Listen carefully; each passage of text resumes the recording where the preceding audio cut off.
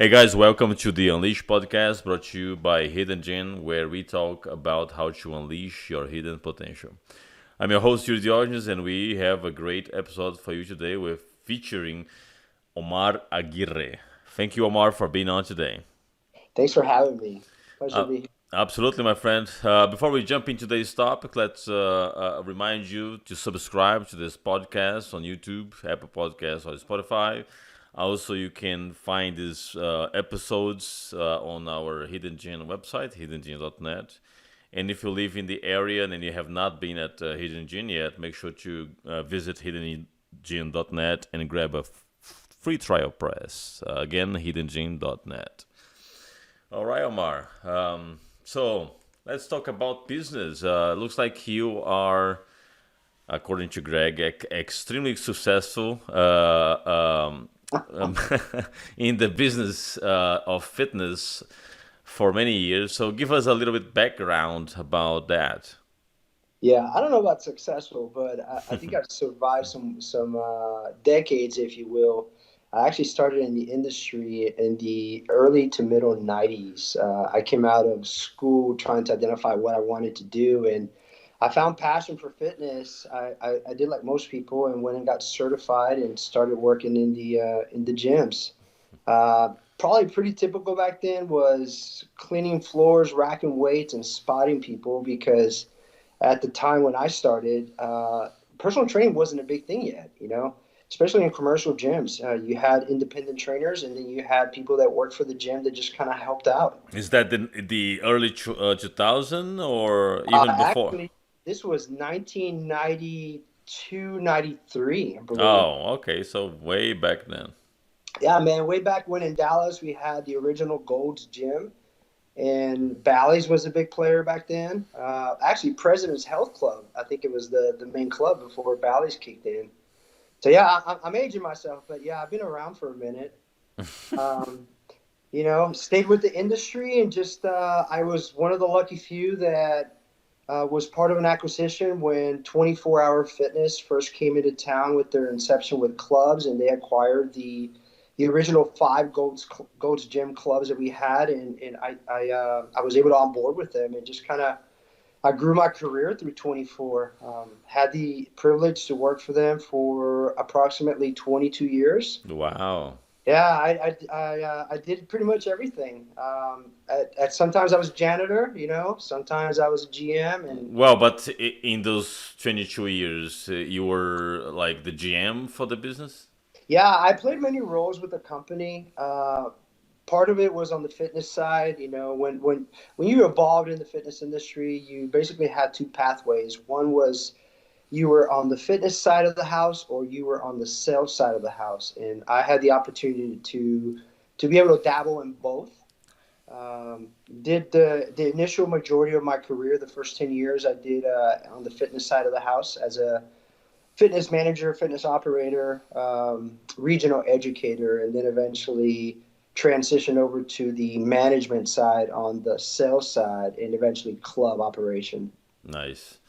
It's a very interesting background for sure. So perhaps we can talk about the huge discrepancy that we have, for example, in price for gym membership. I mean, we see some gyms that charge over 100, and then you have the gyms that is and I'm talking about like the same standard format type of gym. I'm not talking about small gyms. I'm talking about big ones that charge $10 a month. I'm like, how can you do that in such a huge infrastructure? And you probably know which one I'm talking about. Sure, But it's sure. like it's incredible how do these people survive with $10 a month? You know. Man, it's a volume game. There's the consumer has totally changed with expectations of what gyms used to be. And I think that, the players that came into the market in the early 2000s, initially people didn't listen. People that were in the gym business didn't see them as a threat, and they didn't think that they could coexist. And obviously, as the years went by, they took a big footprint of what was available to consumers, and consumers bought in. The consumer, the members have decided they had the final say, right? They decided that it was okay to pay $10 versus paying for a prestigious price point for a club. But they were getting the same amenities and sometimes even better, Yeah, right? yeah, it's unbelievable here. But it's still they do coexist, and I think that what really differentiates is really the clientele, because I have here in the radius of probably 5 miles, I have from $10 to like more than for 120, Yeah, and they are all full. yeah. Lot of Cool, people right? for both audience. Well, I would say especially lately, I work on the tech side now of the industry, and I'm privy to a lot more information than I had when I was in club operations. And one of the things that we've identified is that the consumer has changed. The consumer has decided that they wanted fitness on their terms, especially coming out of COVID, where we really learned what it could do to your mental state, to your health. And so people came back strong and they decided that they wanted fitness on their terms. And you see it in the clubs now. You have clubs that might have struggled going into COVID, that 2019 year, that now are coming out of this, a whole lot better, where they're having more workouts, they have more member engagement. But a lot of it also comes back to how they provide those services to the members. Yeah, you're talking about COVID. Was that probably the most challenge time for you, since you own the gym business, and a lot of gyms here on the FW, they actually closed, and some didn't never open again. Man, that was hard for the entire industry. At the time, as I was going through it, I was actually working with the Cowboys Fit franchise. And unfortunately, like many clubs, we had to shut down and lay off people. And so it was an impact that had ripple effects. You had people that work for the industry that, maybe got a bad taste of it because of that, and they chose other professions. So we lost a lot of people that were, immersed. And as you know, it's hard to be in the fitness industry as it goes. You have to put in a lot of hours, and there's a lot of work behind it to be able to support the business and be Hmm. able to grow it. And once we lost that those employees, a lot of them didn't come back, and we see it now with personal trainers. It's a lot harder to identify and find good trainers to come and work in our facilities because a lot of them got a taste of what it was like to be independent, or maybe they went virtual and they had different offerings that weren't available to them before. And some of them succeeded, some of them obviously did not, but it definitely had an impact post COVID for the clubs. Yeah, I think for the trainers, many trainers, they just figure out how to, as you said, be independent, make money as a online coach or doing things online, because they, through COVID, without the gyms, they still have to make money. So now they build up a entire online clientele, and like, oh, this is actually pretty cool. Yeah, yeah. And it comes in waves. Some people do very well with it, but the majority still struggle. I'm a proponent to clubs and people getting experience in health clubs because there's a lot that you can learn from being in that environment that can teach you to be independent. And it's a different world. We live through this social media aspect where there's so many influences that happen from a personal training perspective. I mean, the reality is everybody thinks they're a coach now, and not to take away from what they bring to the table, but Yeah, somebody puts a great Instagram feed, and all of a sudden they know yeah. everything. And unfortunately, the art of teaching people how to do, what to do, when to do, sometimes it gets lost Yep. there. No, and I fully agree.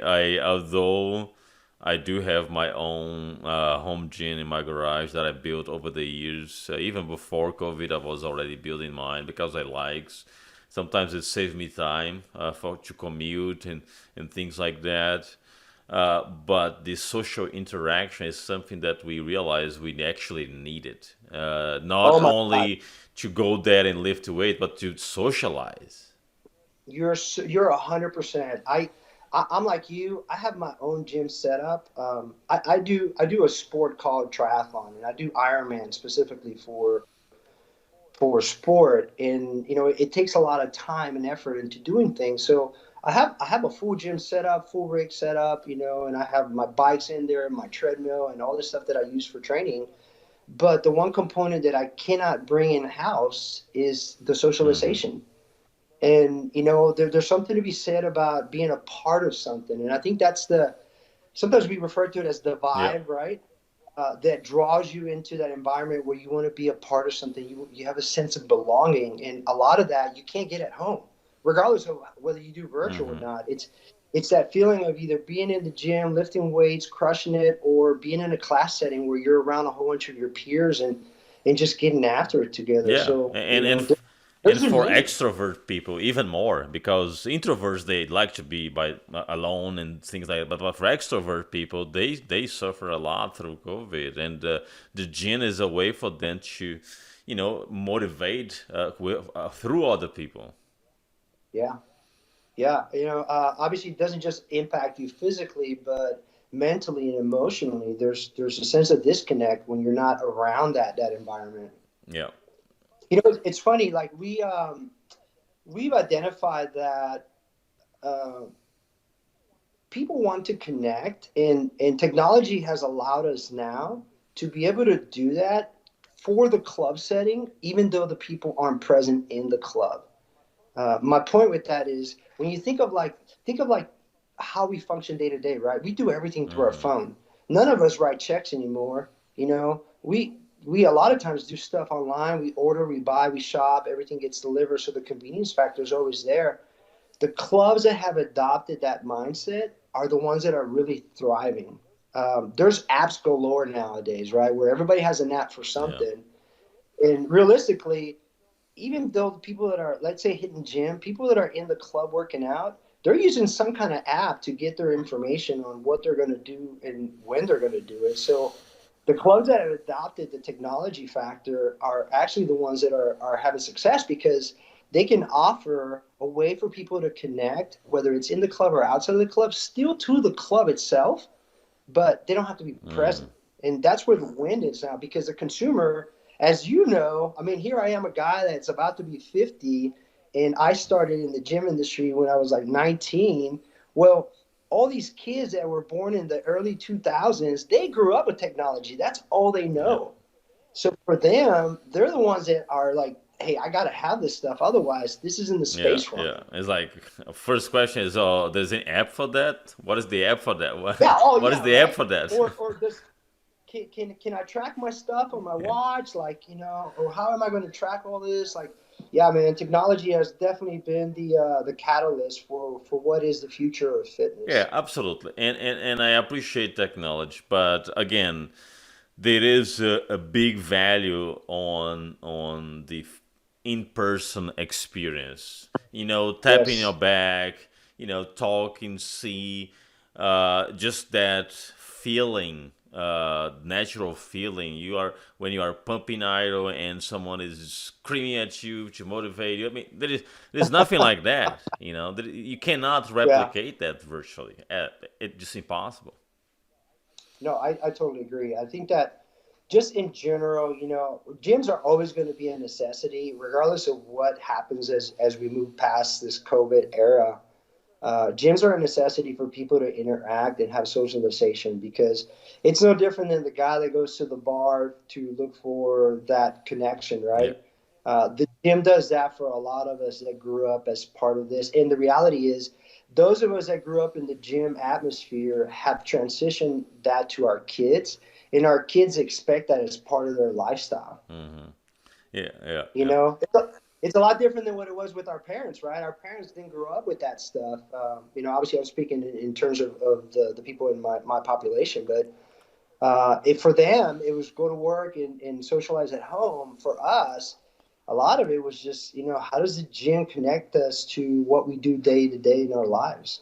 Yeah, that's for sure. It was interesting through COVID. People were getting extremely creative to try to keep moving on, and at the same time try to socialize. I remember right in the peak, people doing running marathons virtually and taking pictures like they Yeah, were part of the same group. It was so funny, very creative, but Yeah. Hey, but I will say this though, that was the group that was like, I got to keep doing something. The other half went the opposite way, right? Because they were using the gym as their Yeah. accountability factor, their accountability partner. Man, those people fell off the wayside. Those people just like added on some extra Yeah, kilos, right? actually, that's a great point because the number of people that actually gain weight is much bigger than the number of people that got fit through COVID. Yeah, Definitely. yeah, it impacted everybody, and I think some of those people are still coming out of it. But that's another great point. The gym does become your accountability partner sometimes. Maybe you're not using it consistently, but it's always in the back of your mind. You got to think like, hey, man, I got to hit the gym at some point because I don't feel good about myself. And we were, I mean, we, when I say we, is the Texas, the state of Texas, is we were pretty privileged that we were in lockdowns for not so long compared to other states. Oh, We, yeah, we opened up the gyms with restrictions of masks and a bunch of stuff, but we did open up way earlier. yeah. Yeah, I had the opportunity to work with the New York market, and a lot of those guys, even going into this year, we're still dealing with a lot of the policies that were holding them back from being able to move forward. Oh, 6 months ago, I think. Yeah, because we are already in April. Probably 6 months ago, I was talking to a friend in Ireland. And he lives in Dublin, and he was like, "No, the gyms are still closed here." I'm like, wow, Yeah, incredible. right? Yeah, it's inconsistent across the board, but in the end, we're all responsible for our own health. So hopefully, people took heed to what COVID did for us, and understand that fitness is a thing that should never go away, and you should always have it at the forefront where you're taking action to make a better version But of at the same yourself. time, I think there was another group, the group that wanted to keep moving on, and that's where we saw a lot of growth in home gyms. A lot of people invest in home gym equipment. There was a huge boost of people. I remember in the peak, I was not able to find dumbbells. I wasn't able to find anything because it was sold Yeah, out. or they were so overpriced, right? You're like, I'll Yeah, wait. Yeah, well, it's the same thing with Peloton, right? Look what happened with Peloton. I mean, their sales skyrocketed. People that have never ridden bikes before were like, "Hey, I'm going to give it a try because it's something to do at right, home." right. Yeah, it's like anything else, and you are on this business for a long time. You probably know it's cliche, but it's true. I mean, in every crisis, you find opportunities. Definitely. A lot of the clubs, as you mentioned earlier, a lot of clubs didn't survive, and that was an opportunity for people to be able to go in and occupy spaces and grow their own brand.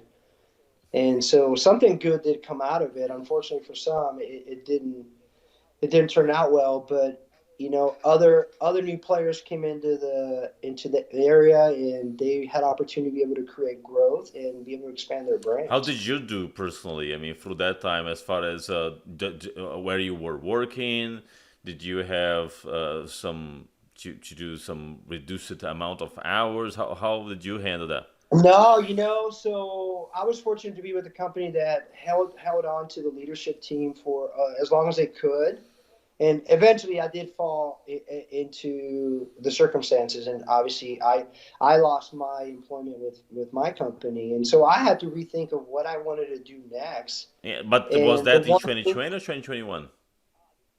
this is 2020. What are we, Yeah. 2022? So the middle part of Oh, 2020. so it was right at the beginning.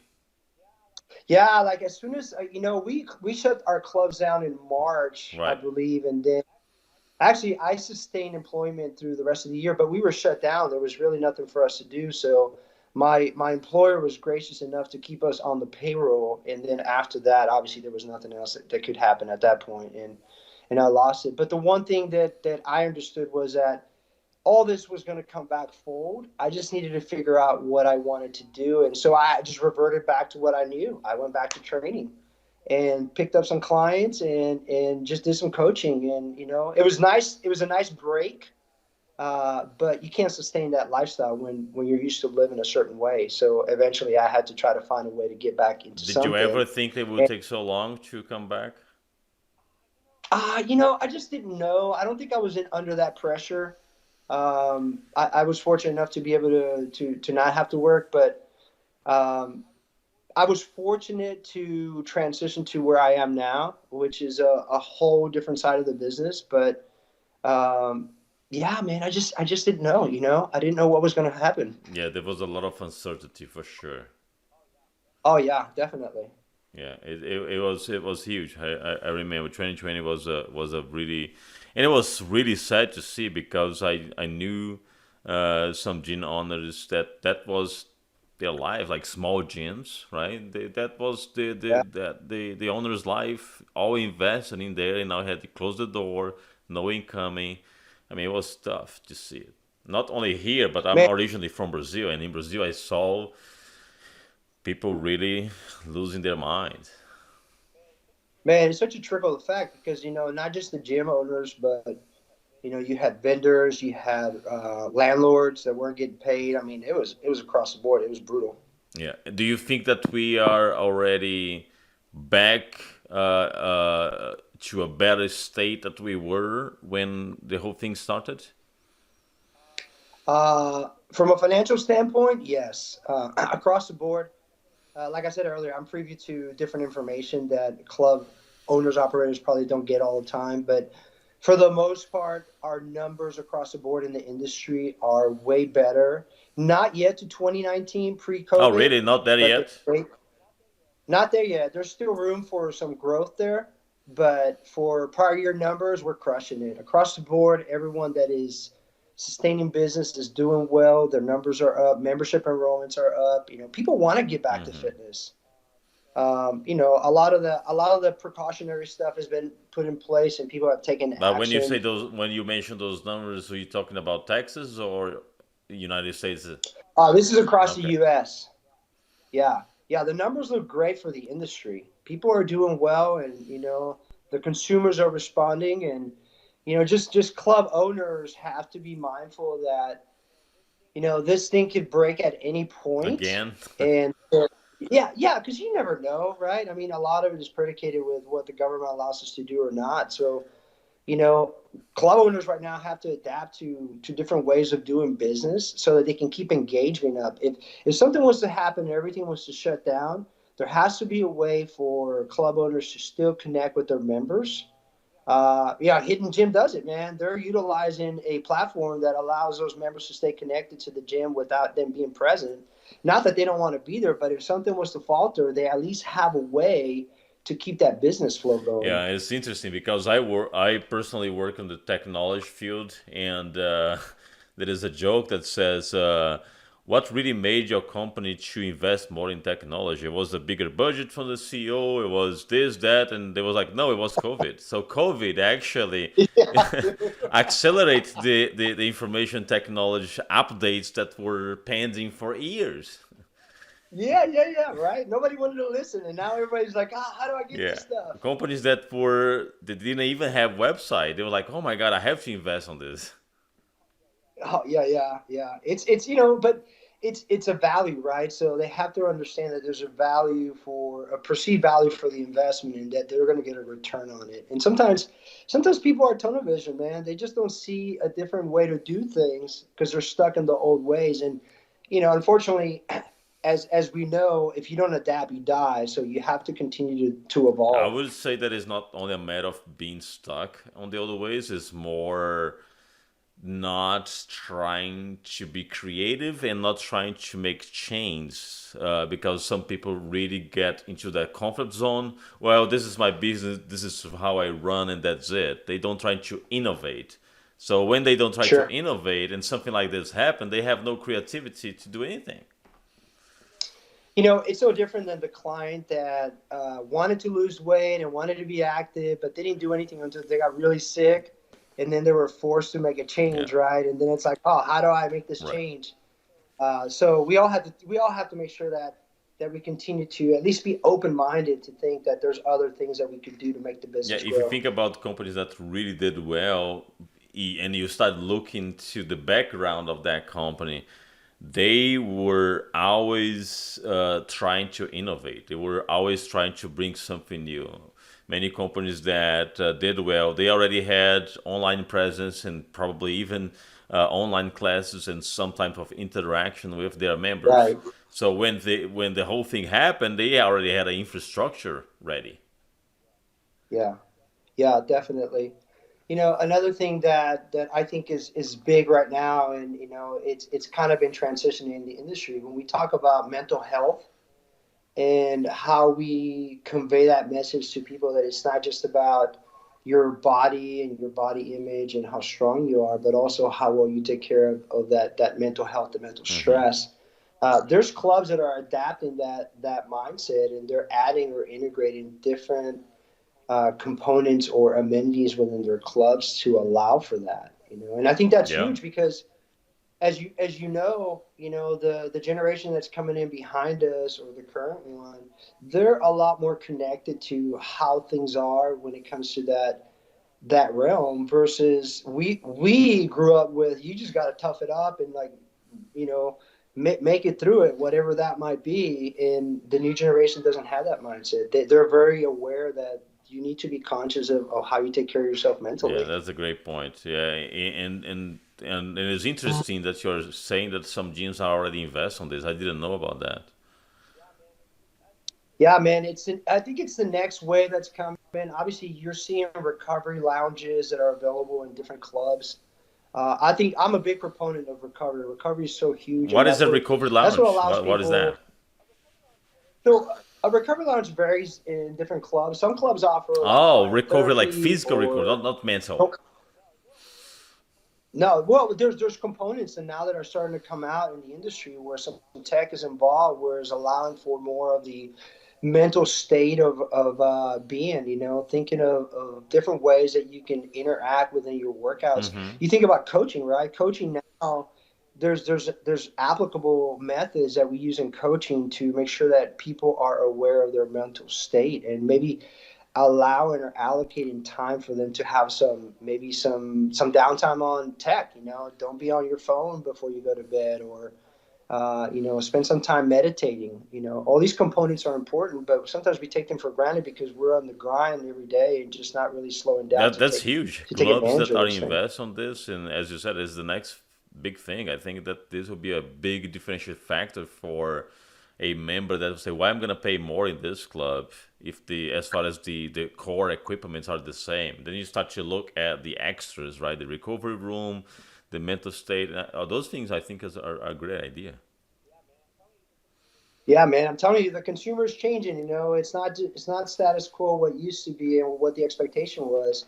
People really want more out of their gym offerings, and they're asking for it. And the ones that are adapting to it a lot faster are obviously going to Now, reap the since you're benefits in the sooner. industry for such a long time, do you also see change as far as the age group? Because back in the day it was more like young, but now you see a lot of people like on the 40, 50, 60s going to the gym as well, right? It's so funny you say that now. It's actually the millennial that's the biggest consumer that's coming into the gyms. And and I can't tell you exactly why, but I do think that they're a lot more engaged with the expectation of what fitness should be because it's not just about lifting weights for them. It's an interaction of everything, whether it's health, mind, body, doing classes for relaxation or doing yoga or whatever that might be. Right? There's an interaction that's happening right now with millennials where they're participating at the highest clip in the But clubs don't you also across the think U.S. that the amount of seniors visiting the gym is bigger than it was in the past? Man, I don't know the specifics, but I do know that there's a lot more awareness, and that population also, um, it's a social aspect for Yes, them, right? absolutely. More so Yep. than anyone, because for that retiree, for a lot of them, they exited the workforce, and for them, they need to have things that help occupy that mind because they can't just sit at home and not have anything to do. They got to be able to engage and interact with others so that they feel like there's a Yeah, I know social aspect some of life. seniors that they go to the gym and they probably work out for like 30 minutes, but they 5 are hours? there for like 3 hours. Yeah, man, but it's cool though because it's Yeah. always the No, same it's group, right? awesome, And because they know I mean everything, man. they sit close to each other and they ride the bike. I mean, at the same time that they are talking, they're exercising. So it's awesome. Dude, when I was in my clubs, I would go to my senior people Yeah. because they would tell you everything. They'd tell you like what the hell is actually happening in your club that you don't know That's very true. what's up They with know the everyone. member base. And they'll tell you the Yeah, that's truth. a great observation. But yeah, I think that is a really healthy environment. And before we close, because we are on time here, what do you think about this also trends that kind of create with this gym that talks about no judgment zone? I mean, there is a certain gyms that talk, oh, this is no judgment zone. You also cannot lift it too heavy to not intimidate other people. It's kind of funny, isn't it?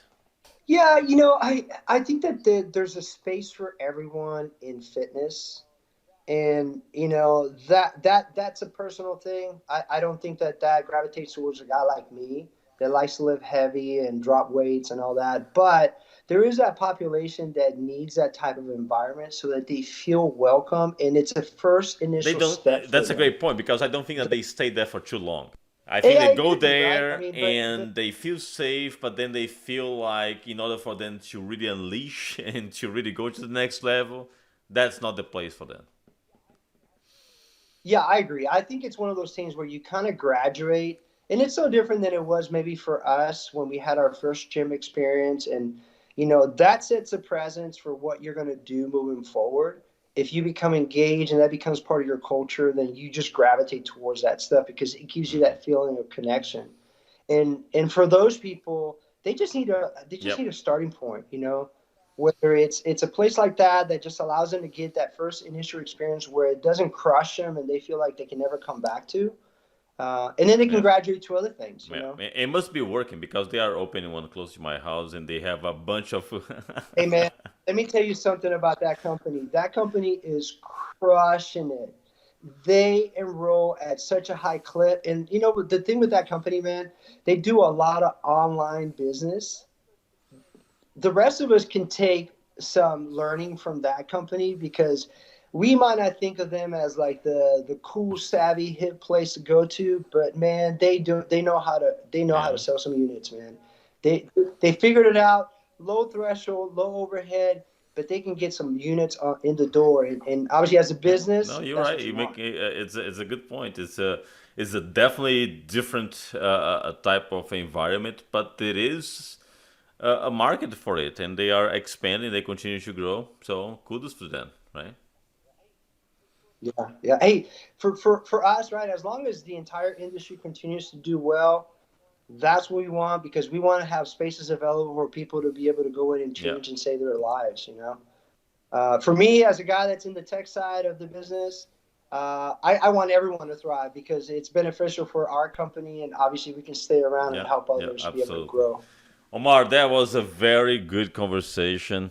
Thank you very much. Greg was right. You have a lot of knowledge on this field, and it was very good to listen to your perspective. So I really appreciate your time. Oh, brother, I appreciate you having me on, and for anyone that needs help, call me. Awesome, Omar. Take care, my friend.